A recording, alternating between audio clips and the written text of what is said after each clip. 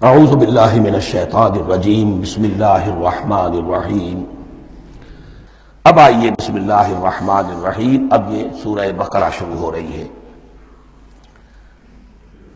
سورۃ البقرہ 286 آیات پر مشتمل ہے، تقریباً 2.5 پاروں پر پھیلی ہوئی ہے۔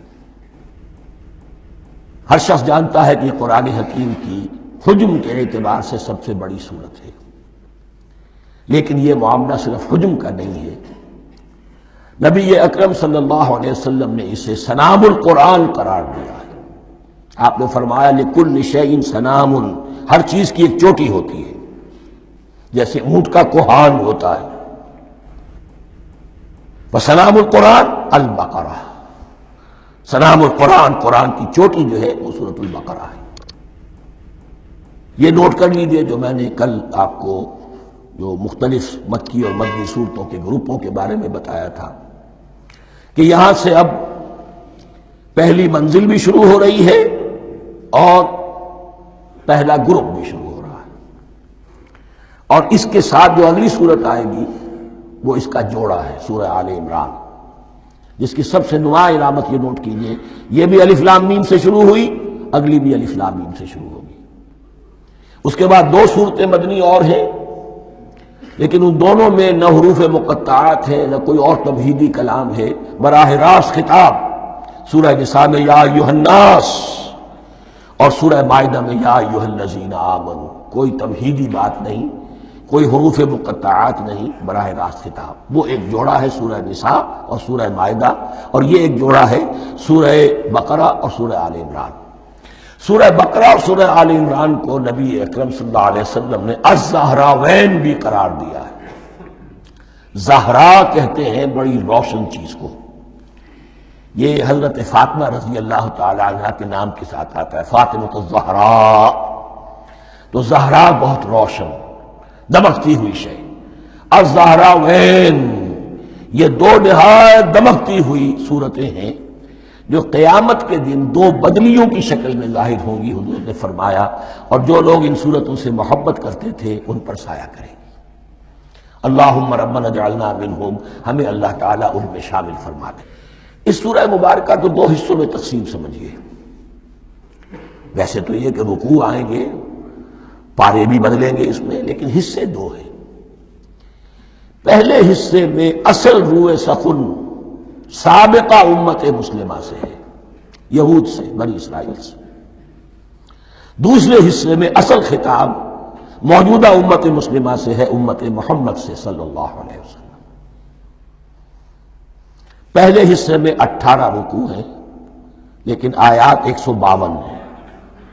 دوسرے حصے میں 22 رکوع ہیں لیکن آیات 134 ہیں۔ گویا کہ اس سے آپ کو توازن نظر آئے گا کہ اگرچہ ادھر رکوع کی تعداد کم ہے 18، لیکن آیات کی تعداد زیادہ ہے 152۔ دوسرے حصے میں رکوعوں کی تعداد زیادہ ہے 22، لیکن آیات کی تعداد 134۔ اسی لیے اس کا ایک نام میں نے تجویز کیا ہے، وہ اس لیے تاکہ کچھ حقائق آپ کے ذہنوں میں ان ناموں کے حوالے سے بھی انشاءاللہ محفوظ ہو جائیں گے۔ سورۃ الامتین، 2 امتوں کی سورت، اس لیے کہ تقریباً نصف اس کی ساری بحث جو ہے، مرکزی بحث، وہ سابقہ امت مسلمہ بنی اسرائیل، اور دوسرا نصف اس میں سارا خطاب وہ ہے موجودہ امت مسلمہ یعنی امت محمد صلی اللہ علیہ وسلم۔ اس کا جو پہلے 18 رکوع ہیں یا پہلا حصہ ہے، اس کے اندر ڈویژن فردر ہوگی ورٹیکل، عمودی۔ پہلے 4 رکوع، پھر 10 رکوع، پھر 4 رکوع۔ لیکن جو 22 رکوع ہیں دوسرے حصے کے، دوسرے نصف کے، اس میں ڈویژن جو ہے جو ہاریزونٹل ہے، وہ افقی تقسیم ہے، عمودی نہیں، افقی۔ وہ میں بعد میں بیان کروں گا جب ہم وہاں پہنچ جائیں گے۔ ان کو پہلے سمجھ لیجئے کہ اس پہلے حصے کی جو تقسیم میں نے کی ہے، پہلے 4 رکوع، پھر 10 رکوع اور پھر 4 رکوع۔ پہلے 4 رکوع یوں سمجھیے کہ پورے قرآن مجید کے لیے اس کی حکمت اور فلسفے کا جو حصہ مکی قرآن میں بیان ہو چکا تھا اس کا خلاصہ ہے۔ جب یہ صورت نازل ہو رہی ہے تو یہ تو مدینہ میں حضور تشریف لا چکے ہیں، 12-13 سال جو ہے گزر چکے ہیں، اور ان 12-13 سالوں کے دوران 2/3 قرآن نازل ہو چکا ہے۔ اس میں جو بھی حکمت، فلسفہ اور بنیادی دعوت، یہ جو چیزیں مکی قرآن میں بیان ہوئی، ان کا خلاصہ نچوڑ نکال کر یہاں 4 رکوعوں میں رکھ دیا گیا۔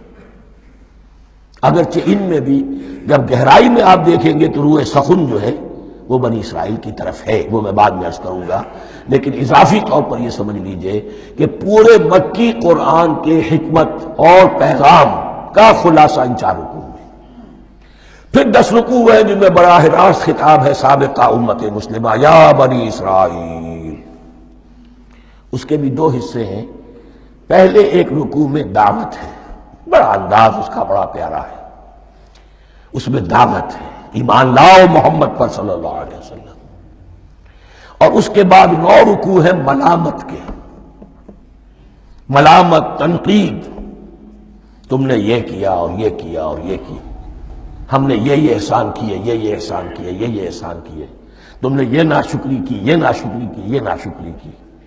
اور اس سب کا نتیجہ آخری 4 رکوعوں میں ہے کہ اب تمہیں اس منصب سے معزول کیا جا رہا ہے جس پر تم 2000 برس تک فائز رہے ہو، اور تمہیں ہٹا کر اب ایک نئی امت محمد کی شکل میں جو وجود میں آ چکی ہے صلی اللہ علیہ وسلم، اسے اس پر فائز کیا جا رہا ہے۔